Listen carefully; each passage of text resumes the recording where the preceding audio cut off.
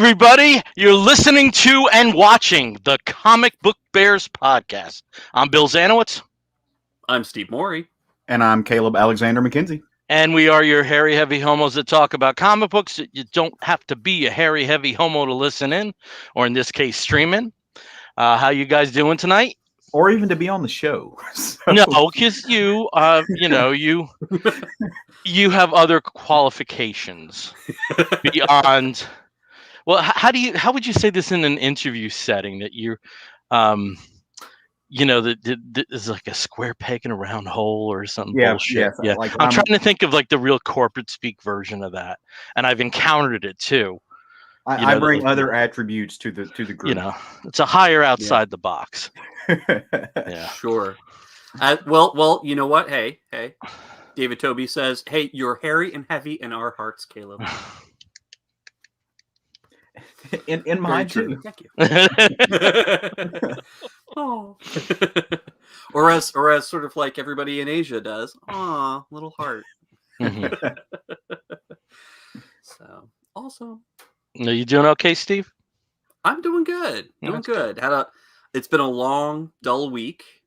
And the hubby has had to go up and do another show up in New York. So it's just me holding down the fort for another week or so. But otherwise, I'm getting by. The animals have decided to camp out under my feet all day while I'm working up here. So it's nice. I have company. Mm-hmm. That's nice. Very busy work week for me. Oh, really? Not tense, but it was filled. It was one of those things where you put your head down, you put your head up, and 3.5 hours have passed. Yeah. Which is in some ways good, that it goes fast, but just very packed, and it's where you weird. Put your head down. It's also weird because like I'm kind of self-paced right now. There's only 2 of us doing what we're doing, and we set, we're divvying up the work between the 2 of us. It's a hell of a lot of autonomy, and usually in those situations, I get distracted by everything. Miss Piggy's on The View. Let's cancel that conference call. And this is I'm patting myself on the back for being an adult. I really have been very good at self-pacing, and I usually am not. So that's good. Yeah. Oh, we have another person's joined here, Lima Nato. Good evening, boys. Good evening, Lima. Hey. Hello. Yeah, that's good. Yeah, I know in the interim, both Steve and I actually went to more comic book conventions, which is wild. Well, after a year and a half, almost 2 years of nothing, Yeah, and then 2 or 3 in the space of 5 weeks, yeah. So, why don't you tell us about the one that you went to? Sure. So Heroes Aren't Hard to Find. That's the comic book store in Charlotte that organizes the annual Heroes Con in Charlotte, which is a big 3-day long weekend with events around every evening.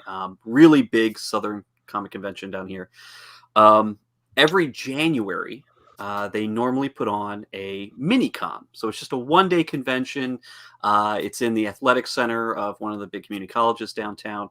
And it's, just a 1-day con, no panels, some writers and artists and guests and things that come in just to sign and, and shake hands and meet people, mostly for vendors, some cosplay. Usually it's a pretty manageable affair. But because they haven't been able to have Heroes Con, they decided that this year they're going to have a mini con at the end of the year, so just this past weekend, and make it a giant size mini con, so 2 whole days.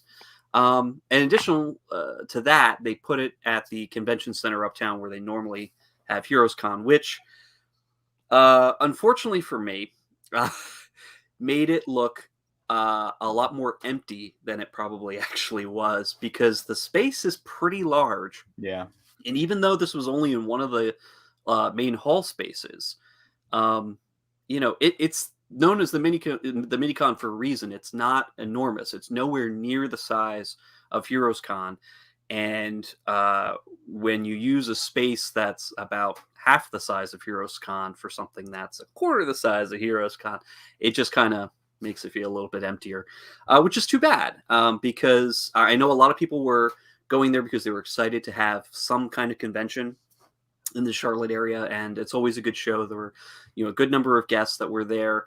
I did actually get to talk to Kyle Starks, who was sitting right next to Chris Schweitzer, who I got to see in Baltimore. And hilariously enough, Chris Schweitzer's line, there was one. Kyle Starks, there wasn't one. So I got to chit chat with Kyle for quite some time while I was waiting for Chris to be done. And Kyle was kind of like, check out this guy. Check out this guy. Do you see this guy with this line? Oh my God. What a schmooze. It's just really fun. Getting to talk to some people, and, got to hang out with my store that I go to. They had their table, their booth was right up front with all their dollar comics and big models. So, but it was nice. I walked around, got to see some pretty cool stuff, and got some surprises for you too. Unfortunately, I cannot show you those surprises because then you would be not surprised. So we'll be putting those in the mail pretty soon, so you get to enjoy those. Well, why don't we just do that as Christmas though? I think it could count as a Christmas present. Yeah, why don't we do that as Chris? Why don't you hold off a little bit, and so that we have some sort of Christmas exchange? All right. Yeah. All right. I'll hold off. So, did you get anything for yourself though? I did get one thing, and I forgot to bring it up with me. But at Kyle Stark's table, I bought from him a copy of 6 Sidekicks of Trigger Keaton, which is a book that I've just been absolutely loving. The last issue comes out, I believe, yesterday.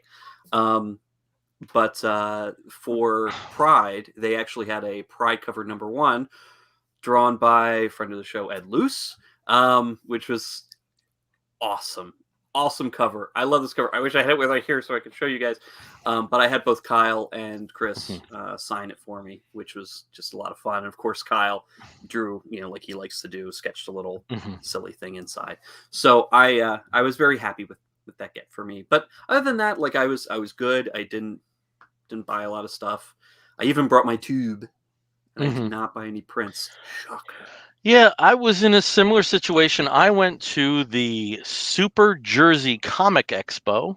Ooh, nice my tag. Badge for this. And there's a very interesting story behind this because me and my friend Vince Tenebra, we ended up going. We just got regular tickets because the VIP package wasn't exceptionally interesting.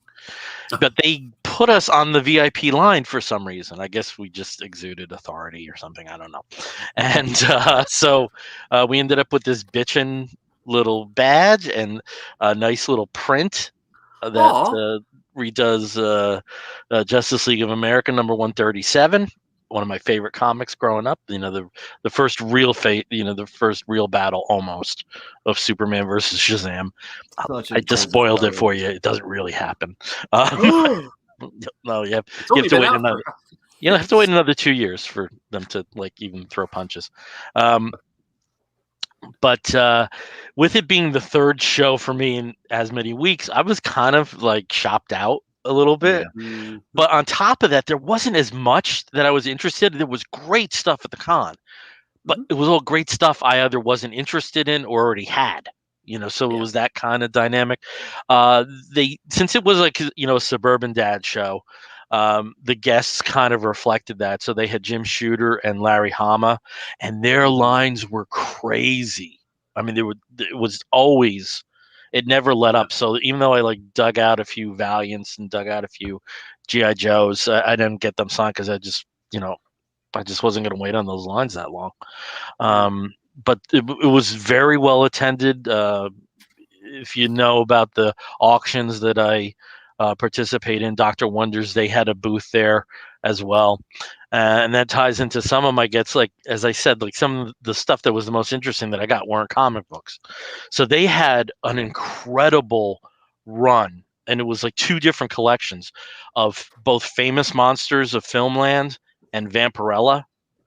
And, if you were collecting either of those, I mean, you would have made out great. So I mostly let Vince, pilfer. So he got, issues Behind the Green Slime and Alien, he's a big Alien fan. So he was really happy to get that. I did get the issue with Superman, though. Oh, nice. From 1978. So, Wow. and if you ever read an issue of Famous Monsters, half the fun is the ads. So it was a lot of fun reading that. And just along similar lines, non-comic book stuff that I got the same publisher, Warren Magazines, would put out movie, tie-ins with movies that were released. So this is the Close Encounters. And outside of magazines like that, we used to have a situation where movies had programs, that they would have program booklets. I think that kind of died like somewhere in the mid 80s or so. But while it was still alive, one was Superman the movie. So this was the actual movie program of Superman the movie from '78. I may have a copy of this that survived childhood, and I also may have a copy after there was a vendor at one of the conventions that just had a ton of this stuff. So I'm not sure if this is like if it's my third copy or first or second. So at some point when I'm in the bunker, I'll investigate that. And as Steve knows, with Baltimore, for whatever reason, for me, it was just a bust in terms of toys. But this convention, they had much more, which was weird because it's a much smaller show, but they just had a bigger toy presence. And when it comes to the Funko Pops, the only line that I collect is the DC Extended Universe, the Pops based on movie, the movie characters. I'll collect little ones like you saw the Foster's Home for Imaginary Friends or Gotchamon. I'll get those. But, every once in a while, one will just catch my eye and like, mine. And let me tell you, Power Girl, I just had to get her. This beautiful little. Hi, Karen. Oh, she's an old friend. So, so those are some of my gets. Well, hey, we actually just have been joined by a couple of other people. So James Figueredo, hello, James. Good evening, handsome bears, he says. And then, of course, John Westhoff throwing up the double devil horns. Hey, John. I mean, for toys, that was the one thing. We did have a couple of vendors there that had some toys at the Minicon. But again, I don't know what I'm looking for half the time. So yeah, takes that's one thing I also love, though, because regionally there can be such huge differences. Given what hit retail in one area and didn't hit in the others. And that seems to like just last for like decades, I may have had a ton of like Cable and Juggernaut figures that for some reason in the South were scarce. And 20 years later, it's still easier to get those here. So. Well, I mean, think about it. Like before eBay, before it was easy to have just a massive national or international auction site that everybody could pull their stuff into to find out what people had. This was the best way to go and find those difficult things. You go to conventions across the country in different regions. You go to flea markets, or you travel, to find where stuff could have been more plentiful or easier to get. Well, I think a lot of us still do that. Like I rarely go on eBay to find anything. That's like it's a self-imposed rule, but it's breaking a rule. Every once in a while, if I have extinguished all other options. But so if I'm looking to complete a run, like I've got runs that I'm missing 4 or 5, and they're non-consequential runs, but I'm missing a few issues of. I can get them right now on eBay. I don't want to. I love traveling and hunting them down. So I broke my rule like that, Caleb, this week. Oh no, I did. Somehow the Black Hawk thing is reignited in me. That's still one of my favorite comics of all time. And there was a second print of Black Hawks from the New 52. It's the only Black Hawk comic ever that there was a second printing of, and it's worthless. I mean, it's it's $1 book at most, but it's impossible to find because of the very short print run. And for even someone who's beyond a casual observer, there's a first print. That's what people would be going for. So I found it. And the shipping cost 3 times what the comic cost. Yeah. But it was still like very cheap.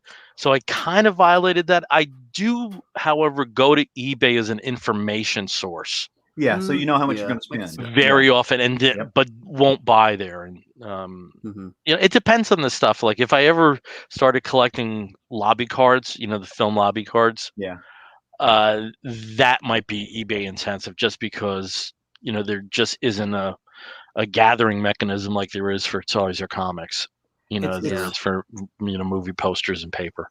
It's funny for me. I haven't been on eBay in forever, and I actually got on there this week. But it wasn't to look for like geek gets or nerd stuff.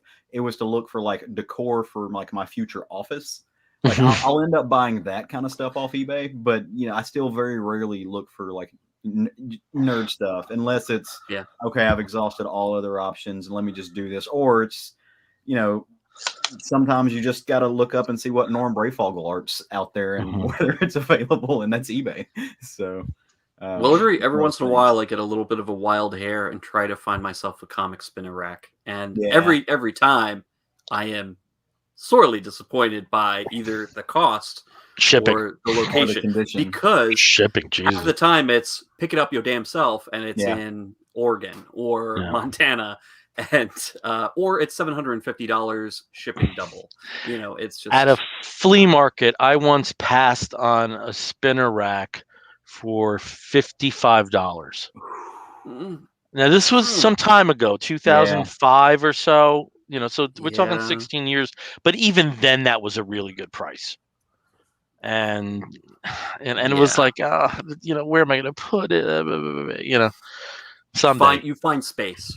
Yeah, we had. Let me tell you, like they're gaining on me in here. Look at this. They're slowly encroaching. It's just going to be you in a fort of that's the thing is, well, poking out. Hi. Slowly, these are going to go into the bunker. Yeah. So the pretty one will stay, but they're going to go into the bunker thing. Yep. I haven't gotten to do any traveling like you guys have, and I haven't gotten to go to any cons, which is unfortunate. But I do have a couple of geek gets that I got in this week. One of which I got for myself.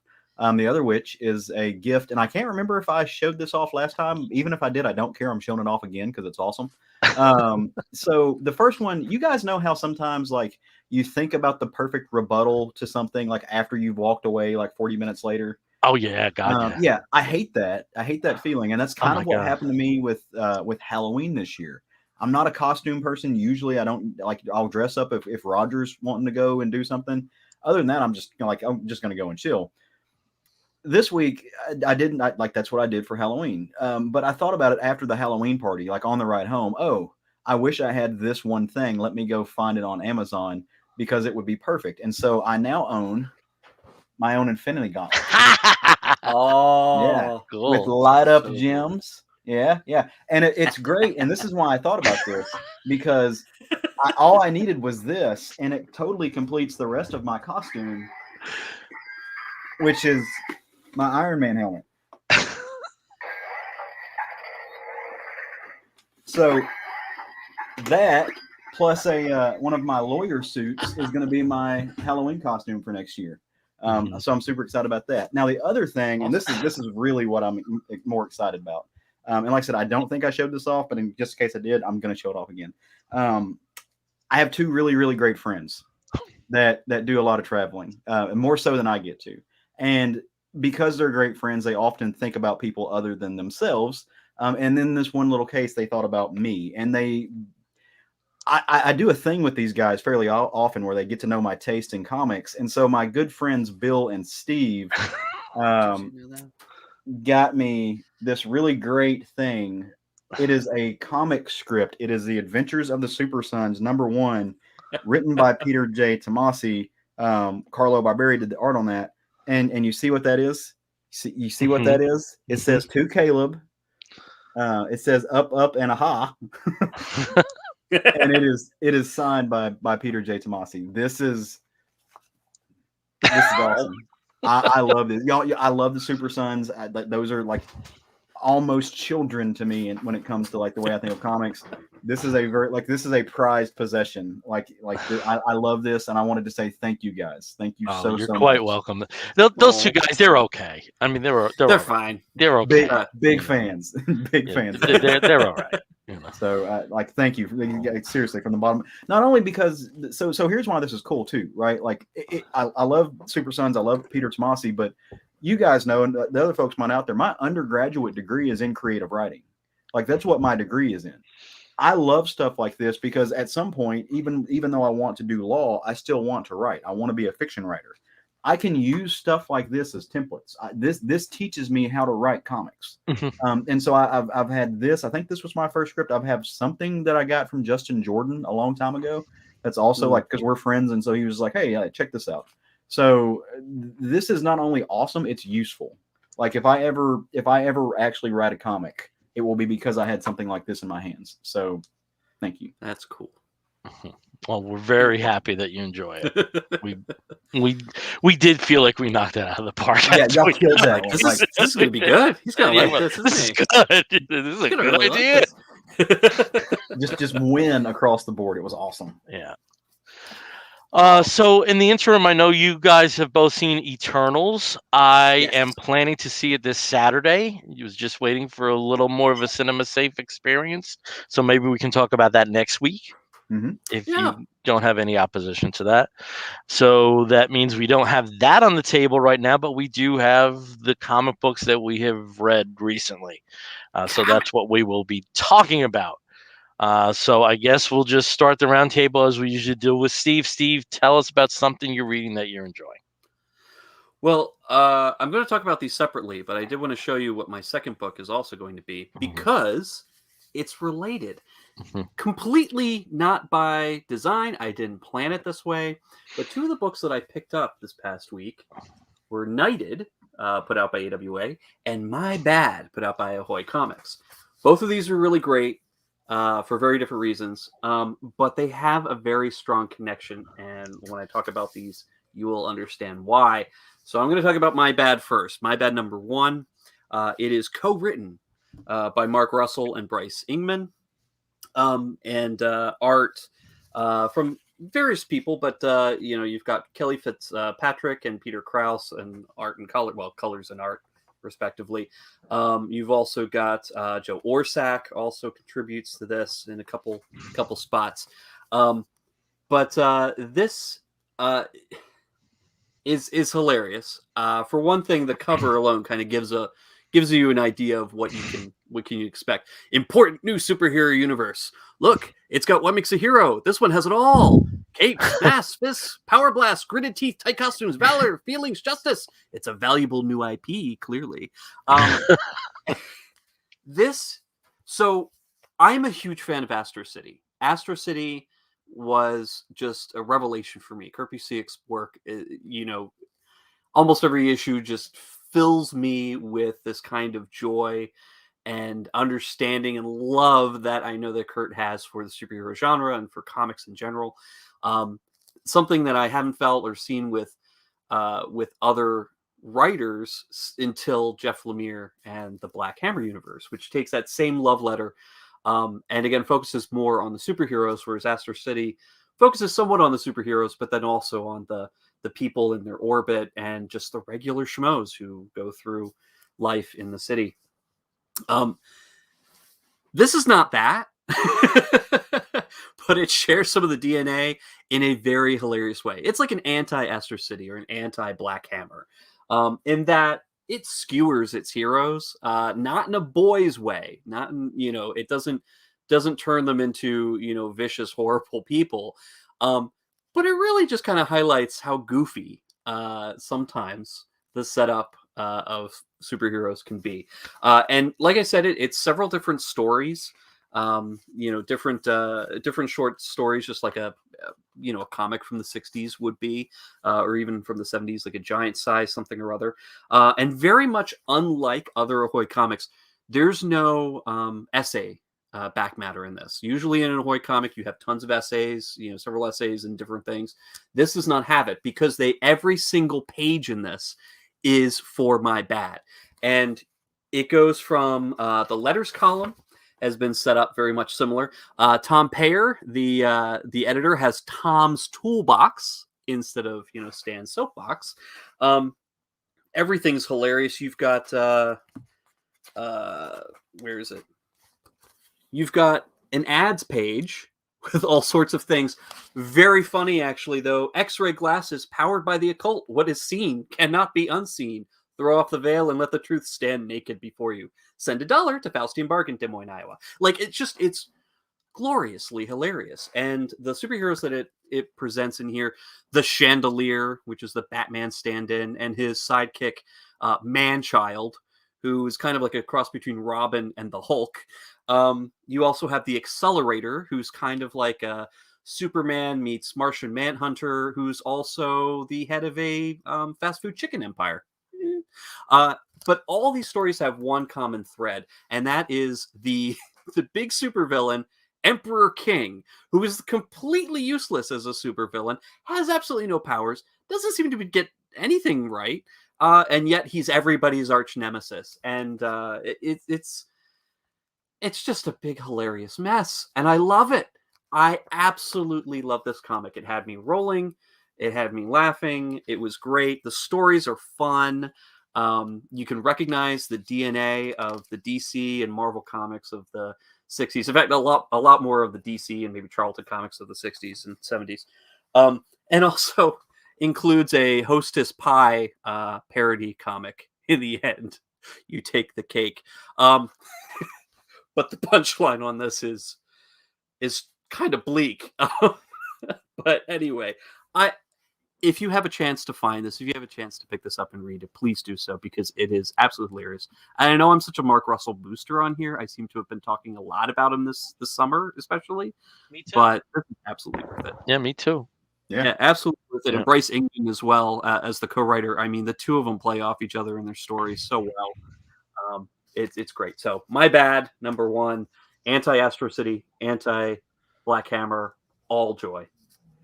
Great. That is in my next box whenever they decide to send it. So that was something that was like, oh, that was a very easy check off on the pre-order. Someday it will come. It will come. Steve, where would you say that fits on like the Mark Russell scale? So it's less, I would say it's less political and social commentary. So it kind of stays, I would say it's away from the Flintstones, Billionaire Island, and Not All Robots side of things. Second Coming, yeah. Yeah, Second Coming. But the thing is, it shares a lot of that humor DNA. So even though it's not the social commentary, the criticism, it's got that same biting Mark Russell, cheekiness that comes with it, that kind of makes fools out of the heroes of the story. Yeah. That's just a lot of fun. I was thinking the other day, what if Mark Russell had been part of the active DC roster before Watchmen was happening? Oh, I would love to see him, like anybody, Moloch, I don't care, anybody in there. Instead, Moloch, speaking of Moloch, that ended up being a very depressing book. Oh my God, yeah, Dollar Bill was like, ooh. Dollar Bill, you're like, oh. I mean, I think he would have went for Rorschach. Was just great. Pardon? I feel like he would have went for Rorschach. Like, probably. That seems almost the easy answer. That's what I say. It's like almost the easy answer, where in the end it may have been something like Silhouette. Yeah. Yeah. I have to say that and Caleb in your and Minutemen were the best. Oh yeah, Darwin Cook that's in his DNA. That's that was, and I still think because none of us were there. I mean, I was alive, but I was baby for the last 3 years of it. Just in terms of an encapsulation as the 60s, I mean that Silk Spectre is one of the best takes on trying to address that ever. And Caleb, in your absence last week, we also did feature as one of my picks, actually, Dead Box #1. Nice. Mark Russell. Yeah. Very, very good. Yeah. I read that. I haven't read the second issue yet, but as somebody who grew up in a small town and grew up in that like small town environment where it was a ritual on Friday, if you were good and got good grades or something, like you got to go like rent the movie. And it was not like the local movie place was like, where did this movie come out? We didn't have IMDb back then, so it was all stuff nobody had ever heard of. It's like some feature films for families shit. But like, so I just like I related to that to Dead Box so well because I was like, I know exactly where these people are at. So phenomenal book. All right, well, you basically have the mic, so over to you. Tell us about reading something and enjoying it, hopefully. Okay, well, I'm gonna. I botched that one. Tried to save it. It kind of worked. It kind of can't all be gems. So I want to talk about a little book that I thoroughly enjoyed this week. It starts over at the distinguished competition. That's what you want to say. So this is Batman, Superman, The Authority special #1. It's a one shot. It spins right out of the Superman and the Authority book that we just got delivered. Mikhail Janin's art on that was just spectacular. Everything about that book was phenomenal. If you didn't read it, look, somebody like me who is I'm not a Morrison mark. I know a lot of people are. For me, I'm not, but yeah, a lot of people are. But it was excellent. It was amazing Morrison. So go check out that. Well, this book kind of picks up. It's not fair to say it picks up where it left off because it doesn't, but it is, the connective tissue is there. And this book also, it feels like it pulls a little bit out of death metal, but I didn't read death metal, so I can't say that for a fact. I tried, it just didn't. I wasn't my cuppa, I just didn't care for it. But the soundtrack was amazing. That record's fire. Go get that. So this book picks up. It starts off in another world, literally, because it says another world right there. That's how I know it. And it features these 3 characters, and they are getting in and they are talking to someone who looks like Ra's al Ghul, sounds like Ra's al Ghul, and is sidelined by Talia al Ghul.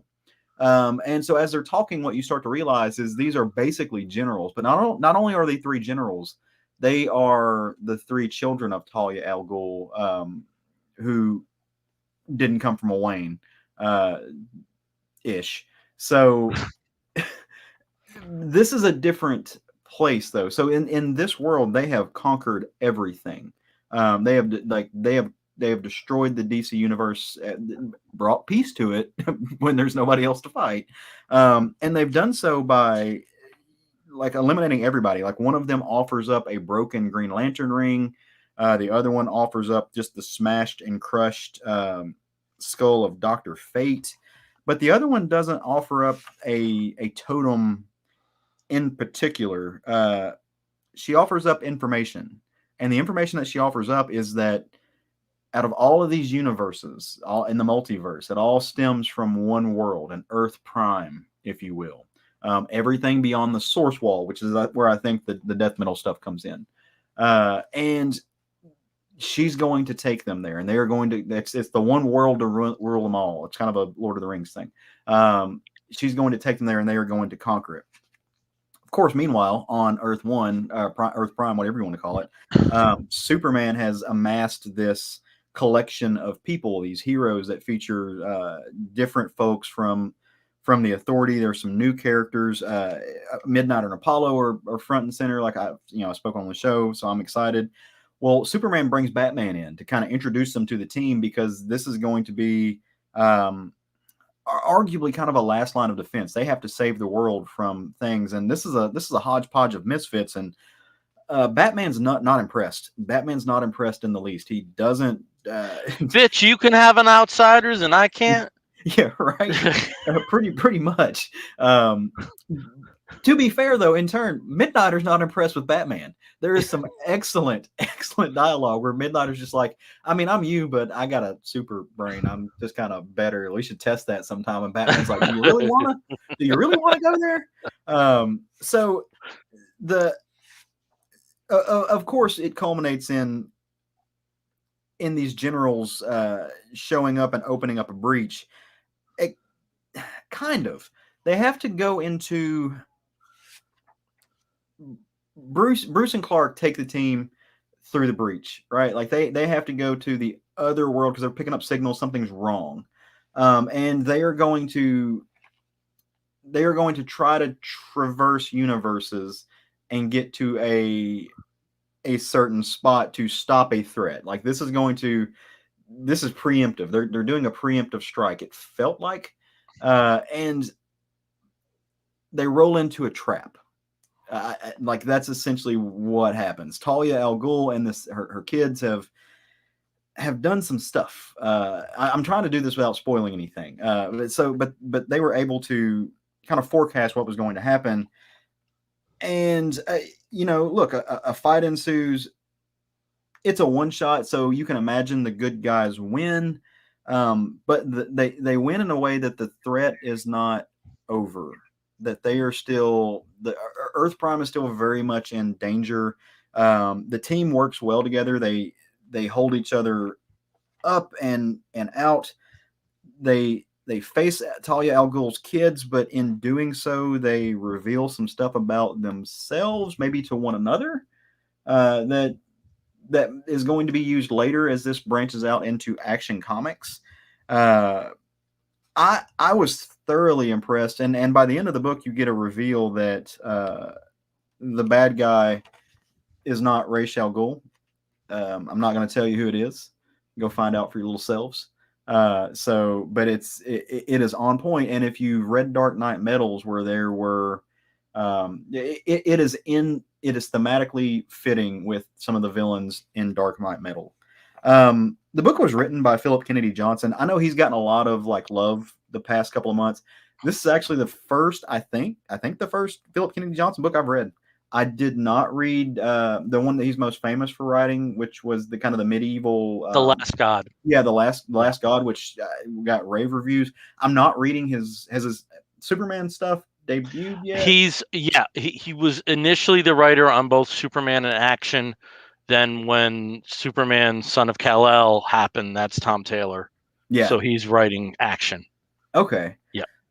This was great. He nailed the voices of the characters. Absolutely. Especially Midnighter and Apollo. They were hilarious. Yeah. Now, what was really cool about this is you get kind of a smorgasbord, a who's who of really amazing artists showing you, because they don't just go from Earth Prime to bad guy place. They have to do some skipping around through the multiverse to get to places.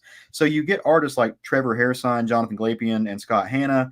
Rain Burrito does the Earth Zero art, which is gorgeous. Ben Templesmith does Shadow Earth, and I'm a big fan of Ben Templesmith. I love the way that guy does stuff, and so I want to show you this panel that he does. That is stunning. Imagine getting to hang that on your wall. And it's got the big ears, it is on Batman. It just warmed my cockles just to see this. I really like some of these new characters that they have introduced to, as well as part of the team. They have a different set, bringing in some of the Authority. Black is in this book, and he is punk rock, kind of a Sid Vicious-esque type character. He's sarcastic. It feels like he should be written by Warren Ellis, because I think he was invented by Warren Ellis, but no. Okay. See, this is the interesting thing. So many people think Manchester Black was part of the Elite. Okay. Which was the response that Joe Kelly had to the Authority. Okay. It's so interesting that there's this confused history that a lot of people think he was part of the Authority because of him basically being a Jack Hawksmoor analog. Right. Yep. That's funny because there were times where I was like, oh yeah, when he was in the Authority, which he never was. but it feels like he was, and he absolutely has that. He has that vein, absolutely. He's written to be that character. It feels like something that Warren Ellis created, or that Garth Ennis created in some of his less edgelordy stuff. It has that vibe to it, and and Philip Kennedy Johnson. I don't know if he's British or not. I don't know anything about him, but he really has He's a fascinating guy. Yeah, he is American. He's an officer in the United States Army marching band. That's basically his day job. I I remember that episode. If this is kind of ringing a bell, yeah. So, but just apart from all that, just he's a really interesting guy. Has an incredible voice for these characters. Yeah. Just gets it. Gets Superman down pat. Brings all the joy. Like, and I can imagine as a writer, it's hard to juxtapose. Like when you have characters like Batman and Superman, any one of them soaks up all the room on the page with their personality. Mm-hmm. Writing Batman and Superman next to each other, that's got to be a task in order to balance it out. And he does it really well. Having those two, it was funny when it needed to be. It was serious when it needed to be. Really played them off of each other well.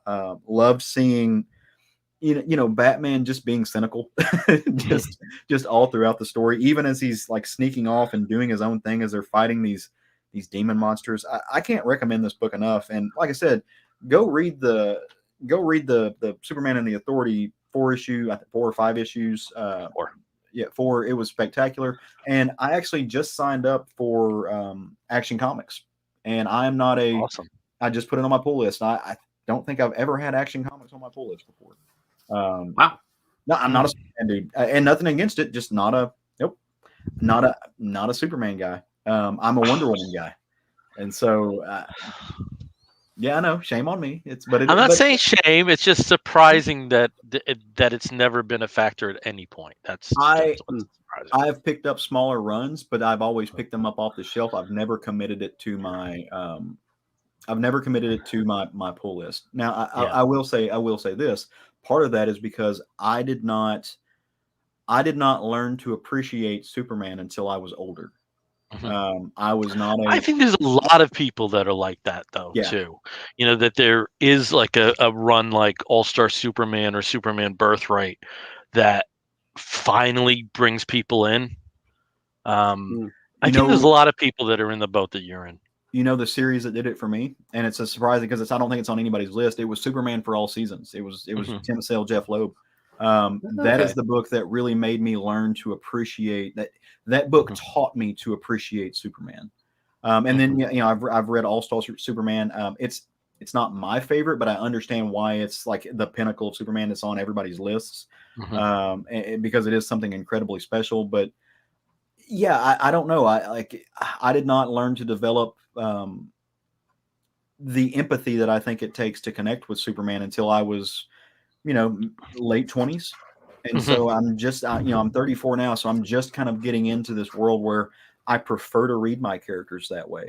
Mm-hmm. And so I'm gravitating more towards, I'm not reading current Superman, but I am gravitating more towards getting these Superman collections. I just bought Superman by George Perez, mm-hmm. the omnibus, to check that out. And I've wanted to for a long time. Again, that's, he's favorite Wonder Woman writer because he's, him and Phil Jimenez are just iconic when it comes to her. But so and all that is just to say that he understands this character. Mm-hmm. I've got a lot of faith with what he's doing in this book, and I'm curious to see what he's going to do in these other books. Yeah, and if you had jumped on Action early, you would have gotten those sweet Midnighter backups. I know. I've got to go back and collect them. I've got to go back and find them. Like I said, they haven't announced a Midnighter trade yet. Yeah, and I can't imagine that they wouldn't collect those with that. So I would just see if that's how that's going to go down. When you had mentioned Superman and the Authority, the Grant Morrison written book, which doesn't take place in this timeline. It takes place in what was going to be the future state 5G timeline. Okay. And I thought, oh my God, you're going to talk about that. That's like on the bottom book here because I got these in order. I was like, oh Jesus, I can't even bust that out. So I was curious about that though, because I was talking with our buddy Hassan the other day, who's part of the EOC family, and we were both kind of scratching our heads because we thought it had to have taken place in a different timeline, because you kind of get Superman as like Daddy Superman, like he's got the Reed Richards. He's got the gray hair, just fucking hot. With the beard, the salt checks, beard. Could like heels to Jesus could get it. Just like, but then you get then you get this book, and then you get what's going to be happening in Action Comics, and it's just regular Clark as we know him. So we were very confused about where on the timeline and how this happened. If this was just like an editorial idea. There is an article somewhere that I want to say is possibly Bleeding Cool, where it is discussed, and the opinion was that they were so far into the third issue that there was no point in trying to rejigger it like they did with Future State. Yeah. And plus it's Grant Morrison, so it'll still shine through. So basically, they're taking threads from that into the main storyline. It's the same team. It's a different thread. It's not being a proactive organization, much like Force Works or Extreme Justice in the 90s. I'm sure Grant didn't steal from those, and so they're taking threads from that, but they're leaving it as kind of like in its own world, what would have been part of 5G. Okay. Because of the older Superman. Yeah, so it's a little weird, but DC did make a decision at some point that they were not going to try to retool this. Also, talking about Future State, which I hated with passion. The only books I thought were anywhere near decent were Mariko Tamaki's Dark Detective and the Superman books, the House of L, that Philip Kennedy Johnson did. So that's another one I would suggest that you take a look for.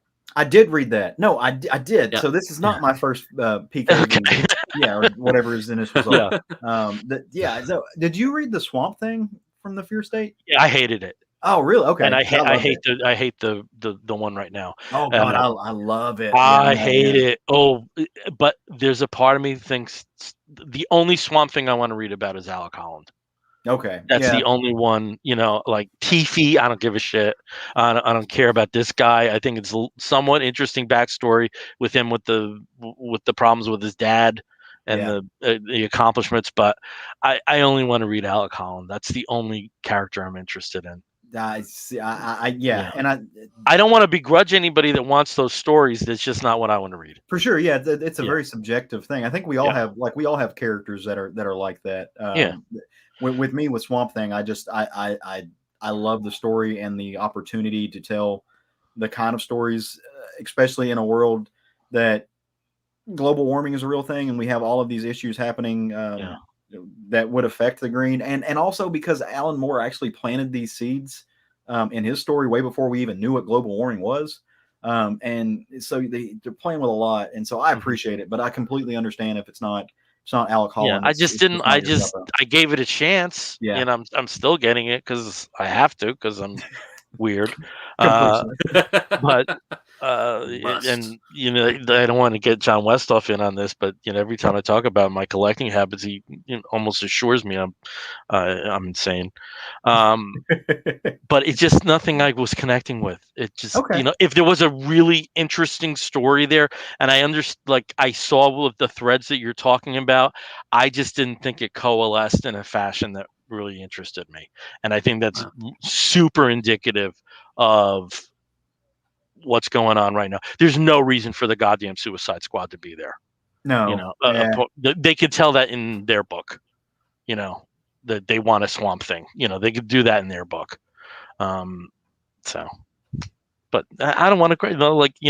This year, I had my Batman Fortnite and Lois Lane in the Friendship Challenge moments, and I'm not doing that with the DC stuff. I'm not doing that.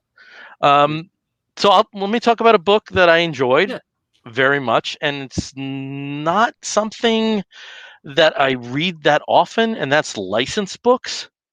My Dynamite reading is down to zilch at this point, which had been for years like the main repository, and to some extent IDW, because I've been up and down with some of the Hasbro properties. If they do have another ROM or Micronauts, I'm always going to be there. But this is a Dark Horse book, and it's the licensed book Stranger Things, Tomb of Uoblin. I guess that's how you pronounce it. And you'll see this is the B cover.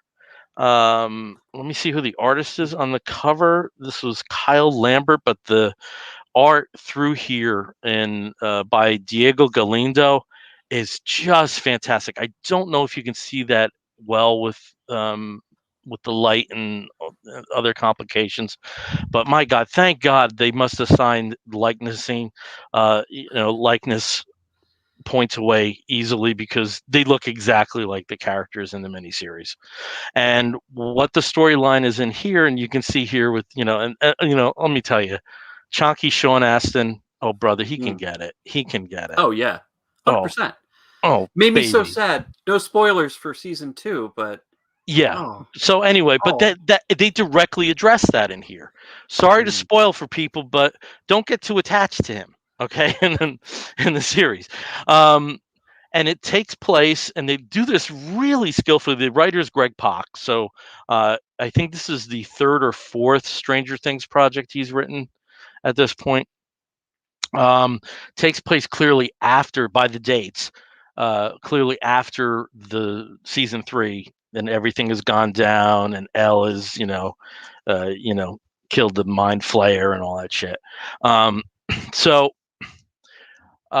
we have Will, and he's remembering a conversation, which is in the which is in the series, that Bob had about being scared of a clown, and how vanquishing that fear is easy peasy. If you remember the wonderful scene that they had in the car, it starts off with that. And we're at a few months later, and it's starting to snow. Winter's hit in Indiana, and he and his mother are talking about Bob Newby, and what a great guy he was. And this coincides with a discussion with Mr. Clark, the science teacher, whose likeness they also fucking nail in this book. And it turns out, and they did have some mentions in the series that Bob was the original person that set up the AV club that the Stranger Things kids are part of, and he has a box of things that were still left at the school after he set up the AV club. And Mr. Clark, the science teacher, was like 1 or 2 years younger than Bob was. Close enough to know him, but not close enough to be, with a friendship as the main 4 in Stranger Things have, the kids in Stranger Things have. And Bob's box has a series of what they think are just like runes and drawings, and they're very Dungeons and Dragons, but this is before Dungeons and Dragons even existed. And in exploring what's happening, Will and Mr. Clark notice, hey, this is a map. So Will gets in his head that he's going to go try to find, whatever this is, whether this is buried treasure or a key to something else. And he wants to do this, but there's a snowstorm coming. And it's also like a great illustration of how we're growing, how we're seeing these kids grow up. Initially the main 4, they would have said, yeah, let's go do this. And they're like, no, it's about to snow. It's problematic. Let's just, hang out with each other. We'll have a sleepover. And Will says, yeah, that's what we're going to do. But he goes home, gets permission to do the sleepover, and then he goes out into the woods himself. And that's where to try to decipher where this particular map is, and that's where we end the first issue. Just handles stuff beautifully. I really liked that there have these like side stories that they've had in the tie-in comic books that you can take them out of the continuity, or you can lock them into that. They've been very skillful with that. This by far has been the best that I've read so far. So me reading licensed comics, it's kind of become a rarity just because of the types of licensed comics just aren't being published right now that I'm interested in. This is one of the few, but this one was really, really good.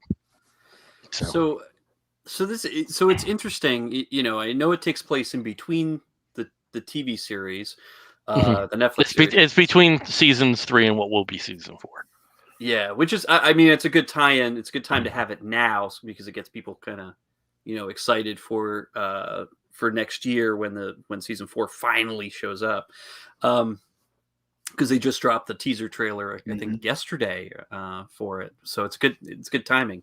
But I mean, Sean Astin's character of Bob in that was one of my favorites from season 2, and I was so sad to see that he would not be continuing in it.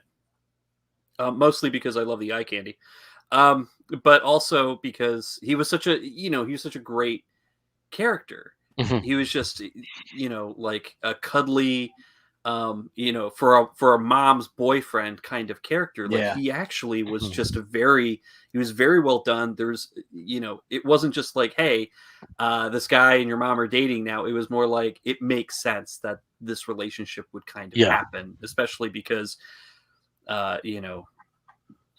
Will's mother is not exactly the most stable person, in general, but finding somebody who is extremely stable to kind of like keep her in that equilibrium was it made sense, Mhm.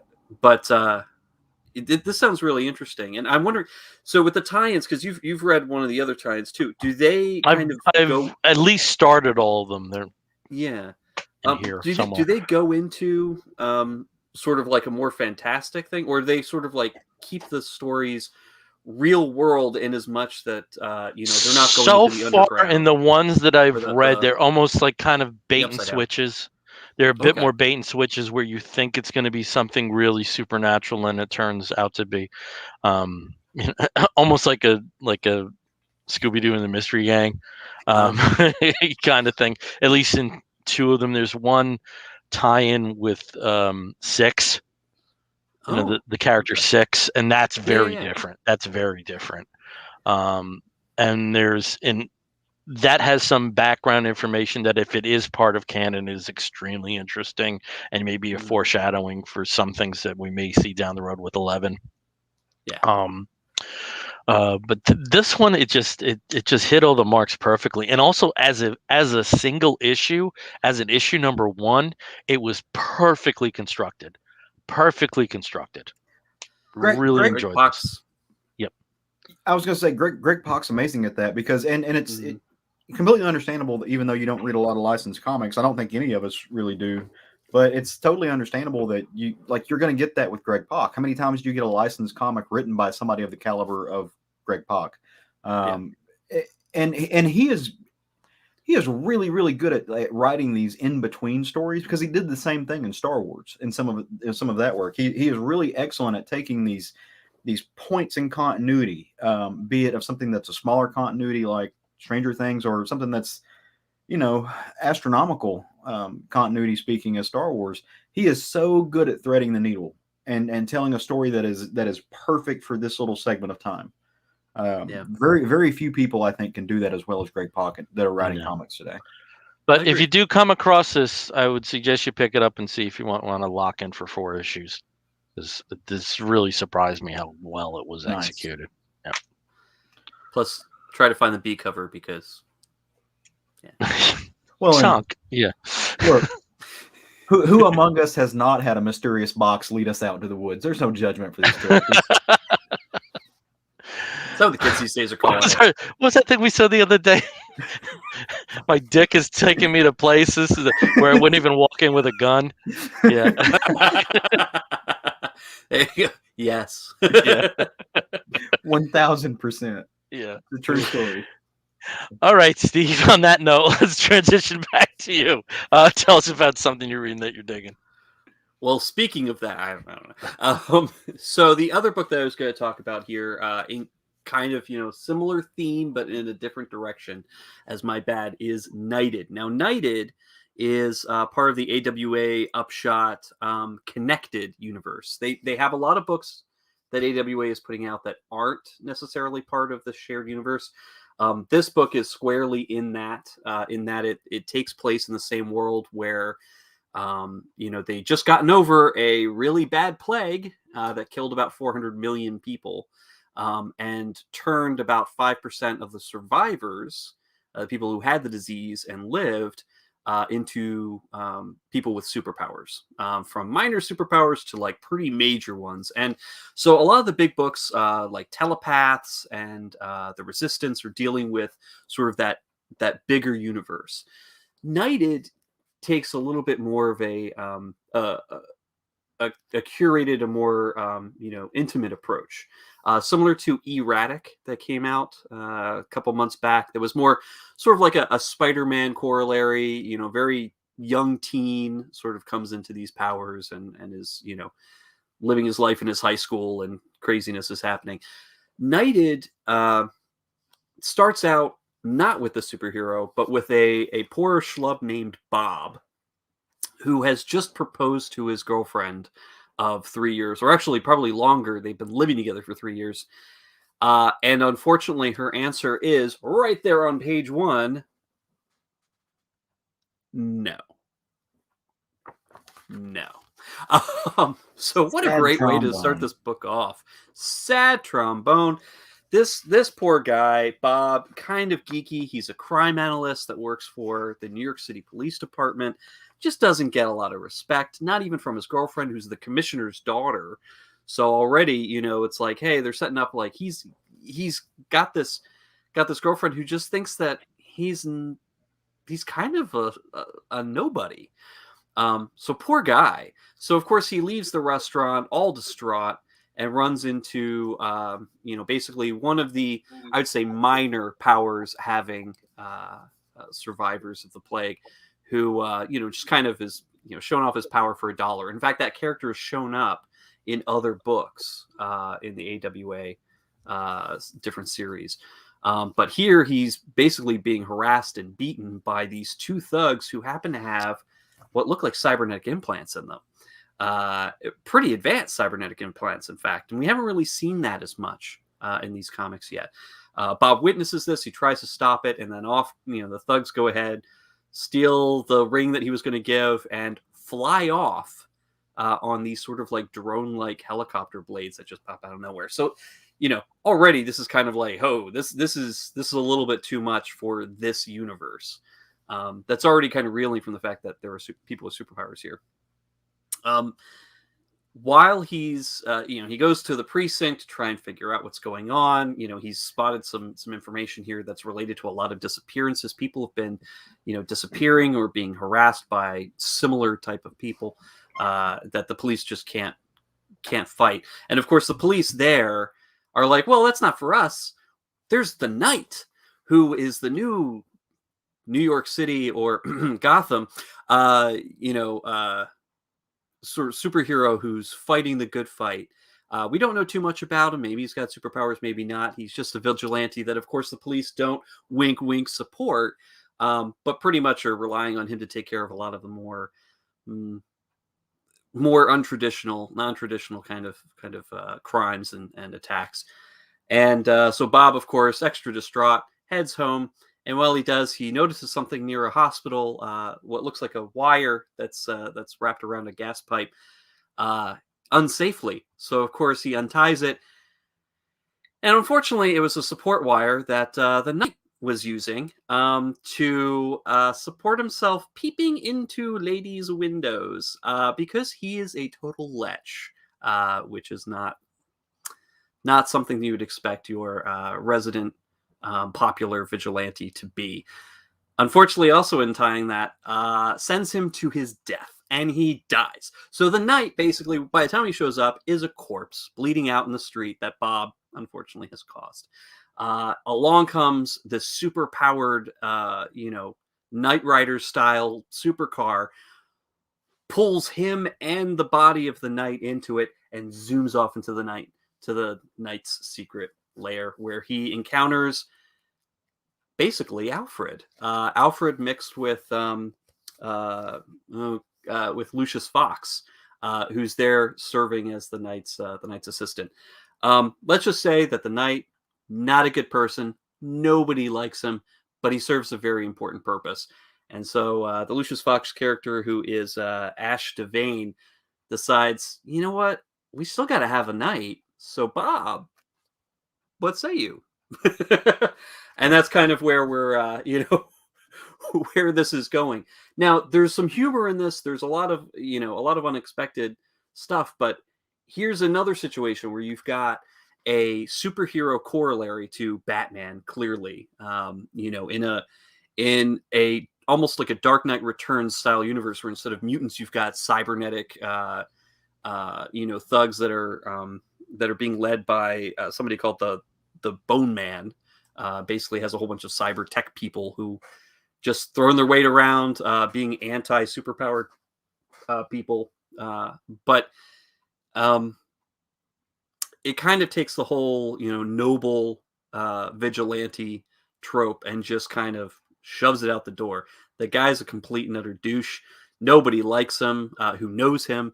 And really, it's not the guy that makes the superhero. It's just the symbol that makes a superhero is kind of the implication here.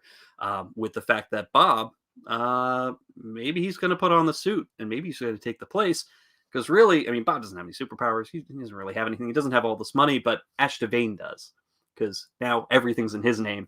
And, the Bruce Wayne corollary, Chase Black, is no more. So here you go. You've got Bob that could possibly step in and be that superhero. Possibly. We'll see if that goes wrong horribly. Again, this isn't Mark Russell, so there's not that type of humor. There's not that type of social commentary. But it does kind of take the normal people, kind of like in Astro City. You got normal people here that are, living in a world with people with superpowers and superheroes. What do they do when they have the chance to actually be one? And that's what this series is. Okay, so you've mentioned who it isn't, but you haven't mentioned who it is. So who is the creative team on that? So the creative team here is Greg Hurwitz, who is a nationally known writer of, spy thrillers, mystery thrillers, that kind of thing. So he's a novelist. And I don't know if this is his first comic book, but you could kind of feel that type of DNA in here of his more long form prose. And the art, of course, is by Mark Texeira, who I'm probably mispronouncing his name, but I've loved his art for a long time. Brian Reber on colors, and I think it works very well. They have a really good synergy going on here in this book, but this is it's definitely a different perspective on this shared universe that AWA has been building. So I'm really interested to see where it's going to go, especially in relation to the other books that are running right now, like Resistance and Moths and Telepaths. Okay. So I knew it was a familiar name. He was a writer on New 52's Batman: The Dark Knight, Greg Hurwitz, and he also wrote 2 Fool Killer miniseries for Marvel. Oh. Did he do the Angels? What was it? White Angels. Yes. Yeah. I've got. That's where I know him from. Yep. Yeah. But looking at that history, he's clearly familiar with that type of vigilante. So let's see if he can write it from a different perspective here. And I think I think he's off to a good start. So I really recommend this. Yeah. Cool. The way you describe it, it sounds like it's got a little bit of a Brat Pack vibe. There's almost some Rick Veitch there. So that's interesting. Yeah. All right. So okay. I'm gonna take us in a little. I'm gonna take us in a little bit of a different direction into some very, very indie stuff that was first produced on Kickstarter, that was crowdfunded, and then got made and got brought out to the real world. And this is the second issue, second OGN, I guess, in this series, and it's called Pass Me By. And now this one is Pass Me By Electric Vice. And like I said, it's the second one in the series. This is written and drawn by a non-binary writer and artist named Kyle Simmers, co-written and lettered by another non-binary artist named Ryan Danny Owen. Both of those individuals live in Canada, I believe. And it's incredibly good. Way different from the first OGN that I read by that duo. Same character though. So if you read the first OGN, it focuses on this character named Ed, and he's an elderly man at that point. He is dealing with the early stages of Alzheimer's or dementia, which for me, that's one of my greatest fears. The book is about him dealing with it, and about him dealing with, trying to work with his daughter to get things going on, just to get things settled, but also dealing with these queer relationships that he's had in his past. This takes us back to the early 70s, where it is Ed, but it's Ed in kind of a middle ages, midlife kind of thing. And Ed is spending his days as a musician, playing in seedy country band that's just not going anywhere. He's not happy with it. They're playing more and more, just John Denver cover songs and anything. They're not making up new music. He finds it stunted. It's just not giving him what he wants. And he gets into it with the lead singer at this little dive bar that they're playing in. And then right after they get off the stage with their little twangy country band, this 70s-esque glam rock group goes on with this very androgynous lead singer. What we would call, I think, what we would consider to be a non-binary individual today. And just all of this hodgepodge of musicians who are just eclectic and cool, and they're playing this sound that that Ed had never heard before, and he's kind of captivated by it. Well, the guitarist, who has had like 5 too many by that point, gets the cord wrapped up around his platform shoe and then falls off and just kind of, doesn't die, but he just, they're kind of done with this dude. This is like the last straw for him. And so this lead singer, as they cart the guy off stage, he's like, hey, we're going to take 15 to deal with the fact that we just lost our guitarist. Be right back.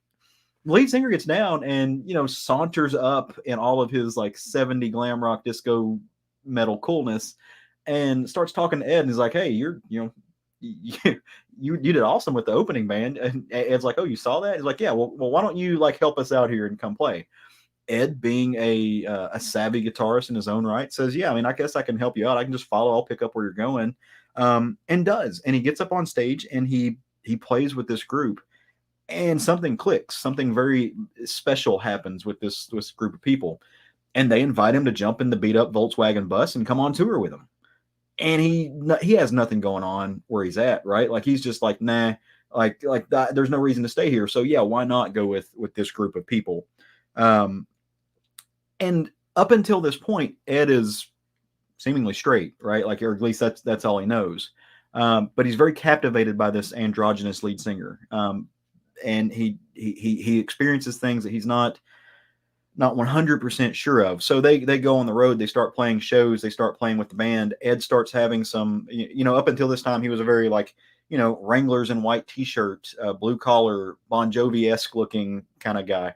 Or not Bon Jovi. Sorry.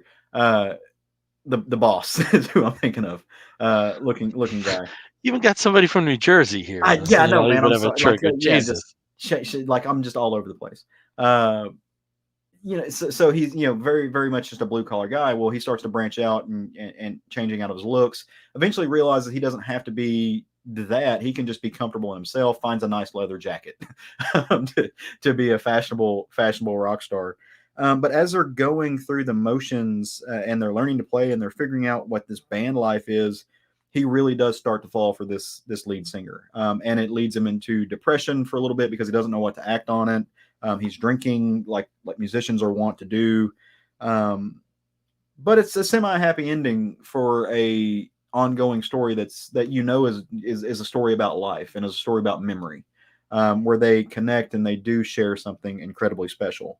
And so what drew me to this story is I read the first OGN and absolutely loved it. But at the end of the day, this particular story is a story about rock and roll and queer identity. And that is awesome. That sucks me right in. That's right in my wheelhouse. And when you get really amazing artwork like that,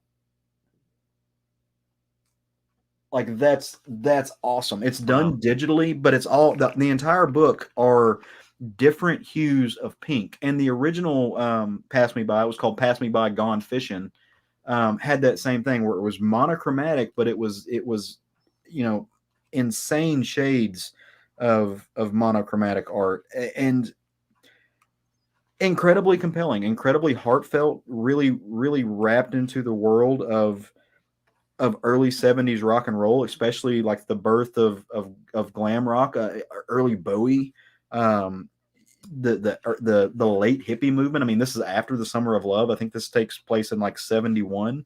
So you get to see a lot of that. I love what they did with the music lyrics. Every time they go on stage, like you get stuff like this is what the music looks like. Those are all lyrics that are being sung.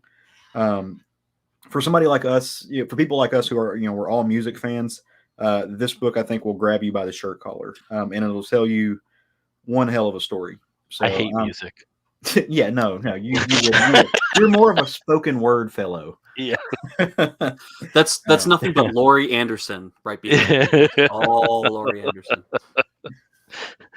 All Laurie Anderson interviews. Yeah, just interviews, not Just a performance, just interviews. Yeah. That's awesome, Caleb. Now you mentioned that this was the subject of a Kickstarter. Who was the publisher on this? That was the origin. Yeah, so it's Renegade Press. Oh, okay, yeah. No, Renegade Arts Entertainment. Sorry, not Renegade Press. Okay, I was gonna say, wow. Yeah, so it's a Canadian company from the best I can tell. And it described itself as a queer love story set in the outrageous world of 70s glam rock, and that's exactly what it is. So just really, really impeccable. See if you can find it. I don't remember if I signed up through Diamond, or if I backed the Kickstarter and I just kept getting it, because that happens sometimes. Because apparently Caleb drinks and then orders books on Kickstarter. That's your eBay. Yeah, drinks and supports Kickstarter. You know what? Hey, every once in a while, there's that mystery box that like just appears, and you're like, yeah. What is that? And it's too close to go. Yeah, that was the thing I kickstarted 19 months ago. Yep. Yeah. It's too close to the holidays to be having that happen. Yeah. Yeah. Well, that sounds really interesting, and I would like to check that out. Sounds good. We have John Runyon popping by. Bunch of rock stars right here. He hopped in right as Caleb was talking about the last book there. True. And everybody pray for, like, put your positive karma out there. I sent something to John this week, and just let's hope it gets to him relatively unscathed through the U.S. mail system. That would be great. So I have one more book to talk about. I'll abbreviate it a bit because we are against the clock here. But the last book I want to talk about is the next issue in line for what I thought was just a tremendous, oh God, sorry, I used the Trump word, but just a wonderful first 4 issues which have been collected, and now we have issue 5. I think issue 6 is out now too, but I'm still waiting on that damn box. And I'm talking about Adventure Man number 5, and this picks up right where 4 left off. And Steve, you had mentioned in My Bad just the really inventive and clever names of characters that you encounter in My Bad. Boy, oh boy, does Fraction do his job in those terms here. So where we're at right at the beginning is Baroness Bazaar, the current version of Baroness Bazaar, is trying to take over Manhattan and the outer burbs. But Adventure Man and Gentleman Jim, they're not having it. Claire's not having it. The action does go back and forth a little bit. It's mostly dominated by Phaedra Phantom, that character, and her interactions both with members of Adventure Man's team and the antagonist. I'm trying to abbreviate things here, but part of the action takes place where the Baroness is sending out her lieutenants, these horrors, to terrify the city. And the names that they have here, oh my God, the Automa Terror, Hellcat Maggie and the 6 Sisters of Satan, Metamage, Slugger Dumphy. I mean, it's just amazing names.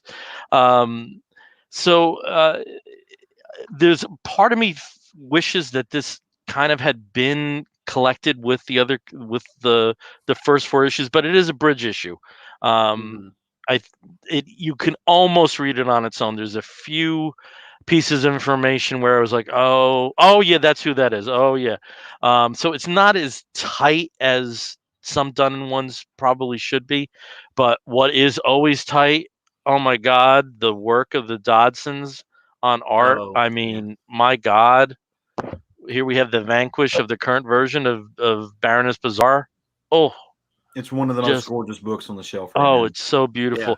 And even with things going to hell, there's moments of real humor in here, especially when Claire's son goes, because again, Claire has taken on the mantle of Adventure Man, and he suggests, well, maybe we should call you Adventure Mom, and she's like, no, we're not having that.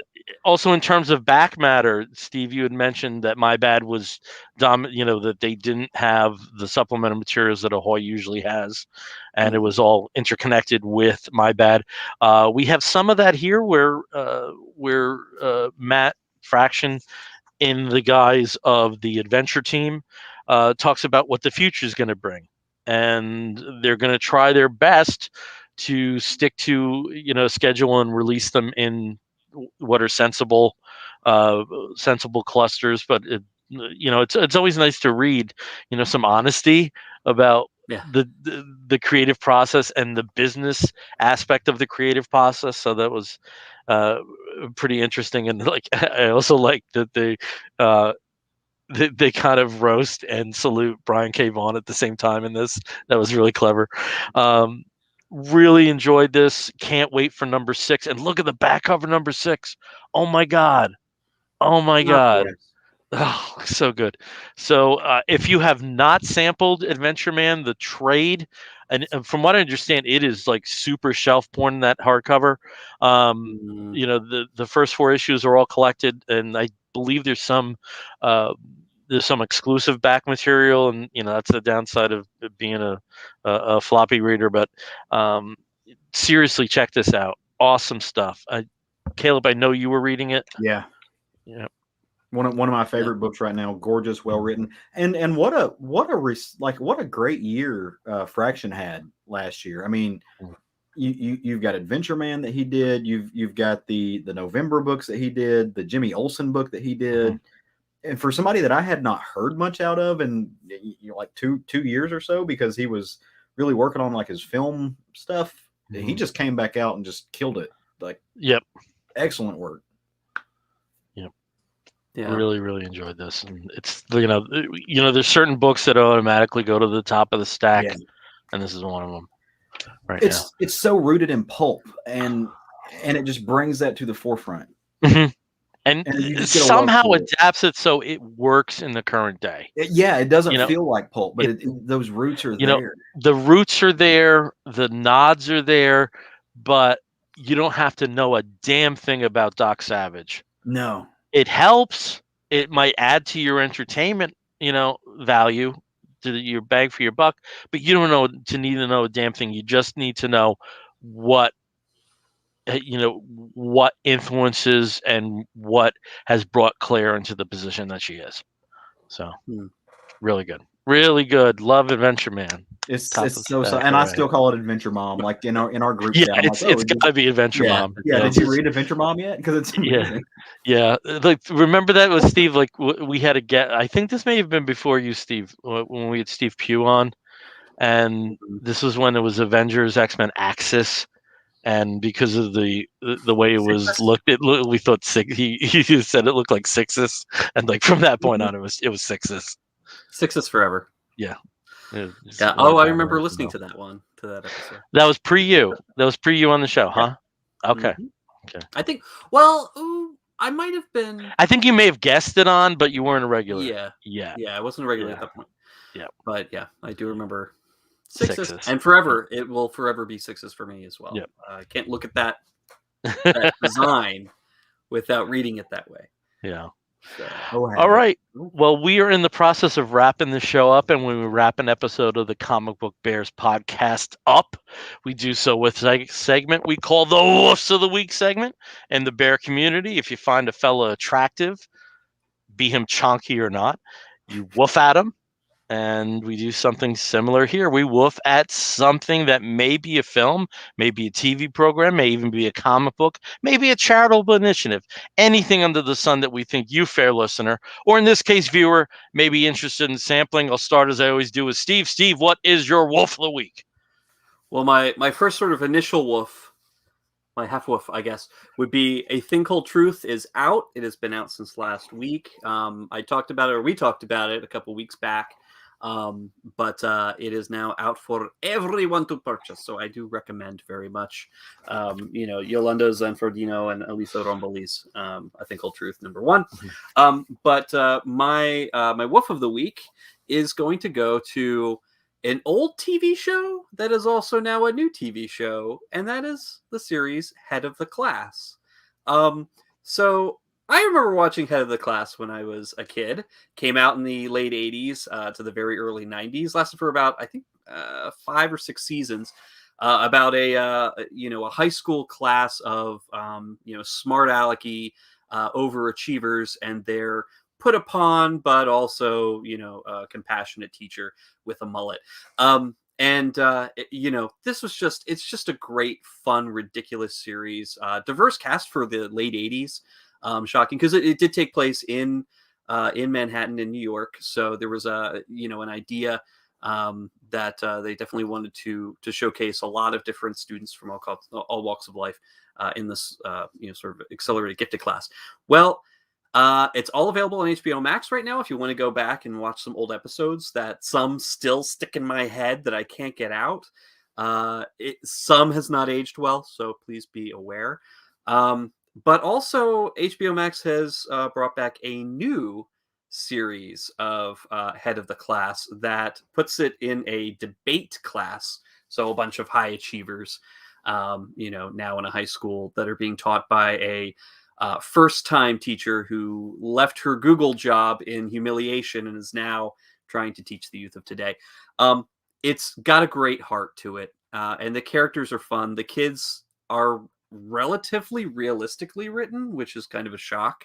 Obviously, not perfect, but it's fun to watch. They're half hour. Just enjoy them like brain candy.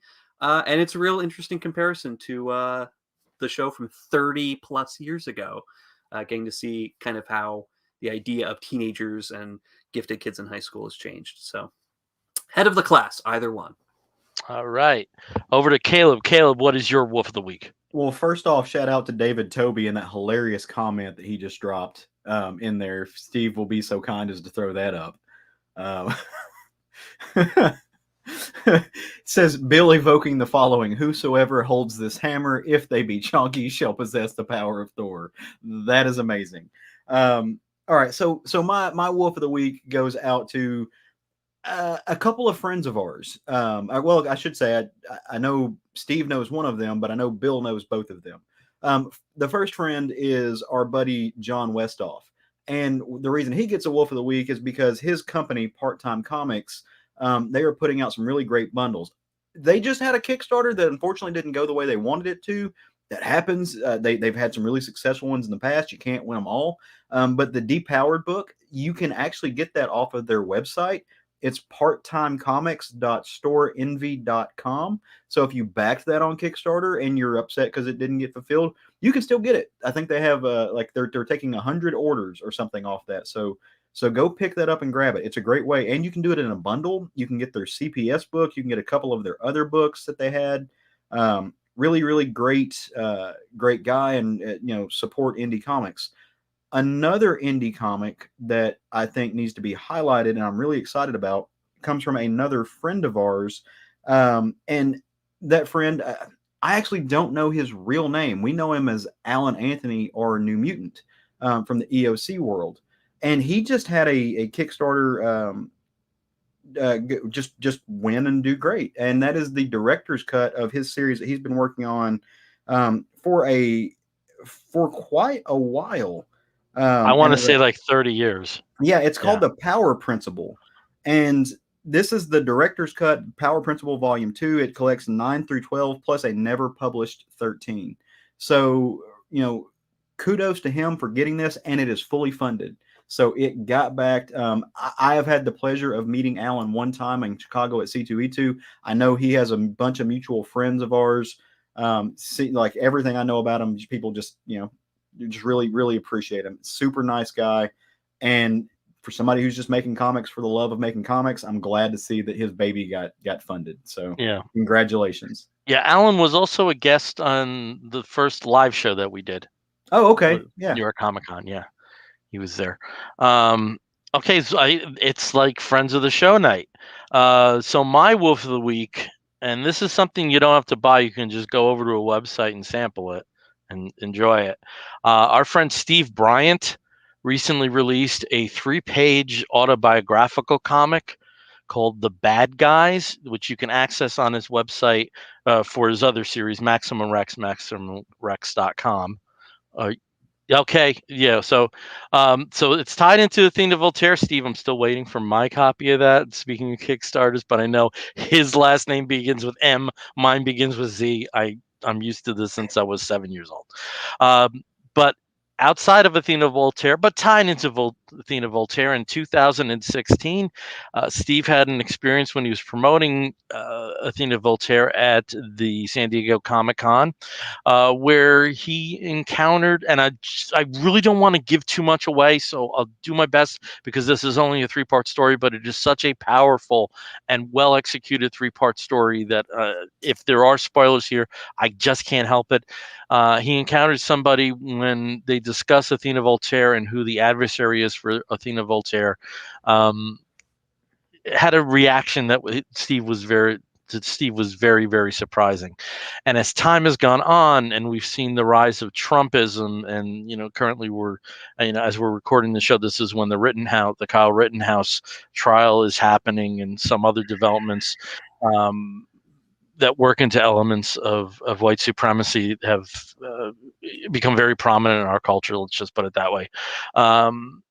It's Steve's examination of that and wondering about this person he had an encounter with, and was he somebody who was just like us but just always misinterpreted what was behind heroic fiction. And it's a really affecting 3 pages. The only criticism I'll say, Steve, is, Steve, I know it's an autobiographical comic, but you are far better looking than you draw yourself. So I do have to say that you give yourself a break. Draw you like the handsome fellow that you are. Okay, that's all I'm gonna say. So again, over to MaximumRex.com to sample that, and it's called The Bad Guys, and it is worth your time. That's awesome. Yep. Steve, were you about to say something?